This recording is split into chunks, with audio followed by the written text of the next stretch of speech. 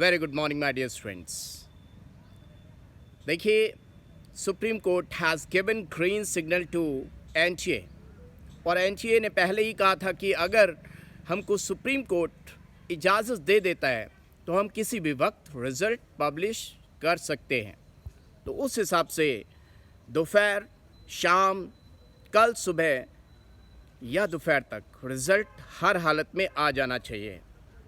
अब आपके दिमाग में बहुत सारे क्वेश्चंस आ रहे होंगे कि सर, जो 2 बच्चे शोलापुर के थे मुंबई हाई कोर्ट से, उनका क्या हुआ? तो सुप्रीम कोर्ट ने कहा कि भाई आप उनका किसी भी समय आफ्टर दिस दिवाली उनका आप री एग्जामिनेशन लीजिए और आप जैसे भी करिए उनको उनका रिज़ल्ट दीजिए। अब बात ये आती, चलो ठीक है, रिज़ल्ट तो देंगे, लेकिन उनकी रैंक कैसे डिसाइड होगी? कितने marks these 2 students will get, और उनकी रैंक में आपकी रैंक जुड़ी है कि नहीं जुड़ी है? क्योंकि आपको भी तो जो स्कोर कार्ड मिलता है उस पर परसेंटाइल मिला होता है, मार्क्स मिले होते हैं, रैंक मिली होती है। दैट मीन्स उसी के बेसिस पे काउंसलिंग होती है। तो एक बात तो बहुत क्लियर है कि काउंसलिंग में बहुत ज़्यादा वक्त लगने वाला है। अब दूसरा क्वेश्चन ये अराइज होता है कि वो जो केरला वाली लड़की थी, दैट कैंडिडेट, उसने भी केरला कोर्ट में अपना केस डाला और देखिए उनको साफ साफ बता दिया जाता। कई लोग सोचते हैं हो सकता है कोई मतलब ही नहीं हो, जो भी केस फाइल करता है उससे पहले उनको बहुत क्लियर कट बता दिया जाता है कि अगर आप दोषी पाए गए, आप जो क्लेम कर रहे हैं उसमें कोई भी मिलावट या गलत चीज़ निकली तो आपके साथ क्या हो सकता है।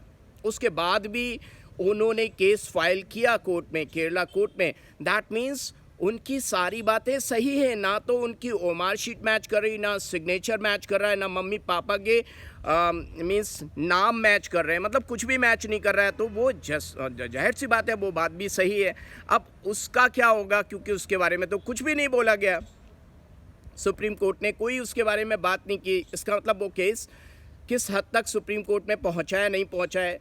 तो ये 3 बच्चे तो हो गए, क्या यही 3 स्टूडेंट्स हैं या और भी कोई बात है जिसका ध्यान एनटीए रख रहा है? देखिए, एनटीए अगर रिज़ल्ट शाम तक दे देता है तो इसका मतलब एनटीए ने जो कहा था कि हमारे पास रिज़ल्ट ऑलरेडी प्रिपेयर्ड है और हम रिज़ल्ट को डिक्लेयर कर देंगे अगर हमको सुप्रीम कोर्ट राइट दे दे या हरी झंडी दिखा दे, that is the green signal. अब देखने की ये बात है क्या शाम तक रिज़ल्ट आता है या नहीं आता है। अगर आता है तो इट्स ओके, नहीं आता है तो कल आ जाएगा, और कल भी नहीं आता है तो इसका मतलब एनटीए कहीं ना कहीं किसी बात को लेकर चिंतित है कि कहीं और भी ऐसी कोई बातें तो नहीं है जो एनटीए को पता है और हमें नहीं पता है। लेकिन इन सारे देखिए क्वेश्चंस आपके दिमाग में आ रहे हैं, बहुत सारे बच्चों के दिमाग में आ रहे हैं कि किस तरह रैंक डिसाइड होगी, किस तरह रिजल्ट डिसाइड होगा, किस तरह ये सारी चीज़ें। क्योंकि वो 3 बच्चे तो हैं ही और उन 3 बच्चों के मार्क्स भी कहीं ना कहीं इन मार्क्स के साथ ही आएंगे, तो काउंसलिंग तो लेट होनी है, पक्की बात है। तो आपका क्या विचार है, आपके दिमाग में किस किस तरह के क्वेश्चंस आ रहे हैं माय डियर स्टूडेंट्स, ज़रूर बताएं। क्योंकि ये बहुत सारे क्वेश्चंस हैं और बिल्कुल सिंपल से और सादा क्वेश्चंस से जो किसी के बच्चे के दिमाग में आ सकते हैं।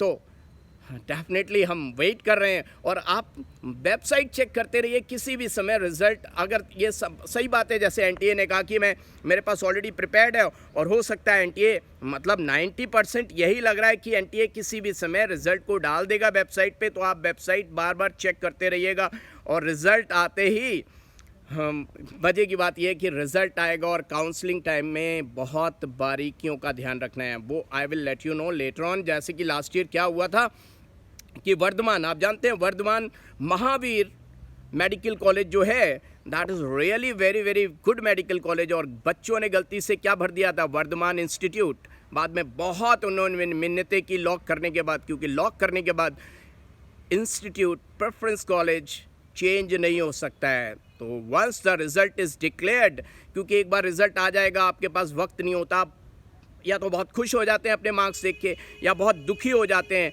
और आप मेन चीज़ भूल जाते हैं कि काउंसलिंग टाइम में प्रेफरेंस भरते समय बहुत ध्यान देने की ज़रूरत है। देखिए, कई बच्चों का मेरे पास फ़ोन आ रहा है कि सर, अगर मुझे एम्स दिल्ली नहीं मिला तो मैं फिर एम्स जोधपुर या एम्स भोपाल या एम्स भुवनेश्वर ले लूँगा। My dear students, AIIMS Delhi के बाद एम्स भोपाल आता है 12वें, 13वें, 14 नंबर पे, 13, 14, 15 नंबर पे। बीच में और बहुत सारे मेडिकल कॉलेजेस हैं, MAMC, जिपमेट, CMC बैंगलोर, में बहुत सारे नाम हैं, FMC, what ever, number of things, number of colleges आते हैं। तो याद रखिएगा, रिजल्ट अगर डिक्लेयर हो जाए तो कॉलेज की प्रेफरेंस भरते समय बहुत सावधानी बरतने की ज़रूरत है। और बच्चे बहुत बार रेगुलरली कह रहे हैं कि भैया सर प्लीज़ हेल्प करो, क्योंकि आपकी बात बिल्कुल जेन्यून होती है, ऑथेंटिसिटी होती है, बहुत होमवर्क किया होता है आपने, तो आप हमें सीक्वेंस ज़रूर बताएंगे। सो ऑल द बेस्ट, मिलते हैं रिज़ल्ट का वेट करते करते, राइट। तो मेरी उम्मीद है कि NTA ने जैसा कहा था कि रिज़ल्ट हम बिल्कुल हाई कोर्ट की हरी झंडी मिलते ही पब्लिश कर देंगे, तो दोपहर यानी कि 3 बजे, 4 बजे, 5 बजे, 6 बजे आता ही होगा। All the best.